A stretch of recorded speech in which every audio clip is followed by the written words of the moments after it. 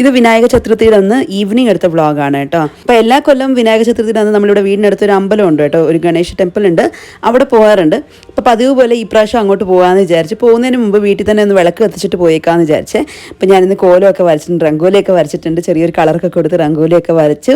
അത് കഴിഞ്ഞിട്ട് വിളക്കൊക്കെ കത്തിച്ചു. അങ്ങനെ കാര്യമായിട്ടൊന്നും ഒരുക്കാൻ പറ്റിയിട്ടില്ല ദൈവത്തിന്, കാരണം എന്ന് വെച്ച് കഴിഞ്ഞാൽ എന്തൊക്കെയോ പ്ലാൻ ഉണ്ടായിരുന്നു, പക്ഷേ ഈ പ്രാവശ്യം ഒന്നും പറ്റിയില്ല. കുറച്ച് ഫ്രൂട്ട്സും വെച്ചു, ഫ്ലവേഴ്സൊക്കെ വെച്ചിട്ടുണ്ട്, പിന്നെ നൈവേദ്യം ഉണ്ടാക്കി വെച്ചു.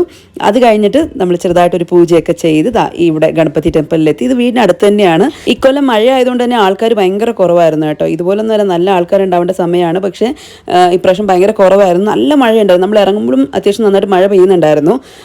അത് കഴിഞ്ഞിട്ട് അമ്പലത്തിൽ പോയി തൊഴുത് കഴിഞ്ഞപ്പോൾ മോളുടെ മുഖത്തെ വിഷമം എന്താണെന്ന് വെച്ചാൽ ലാസ്റ്റ് ഇയർ അവിടെ നിന്ന് മോദകം കിട്ടിയിട്ടുണ്ടായിരുന്നു കഴിക്കാൻ, അത് ഇപ്രാവശ്യം കിട്ടിയില്ല.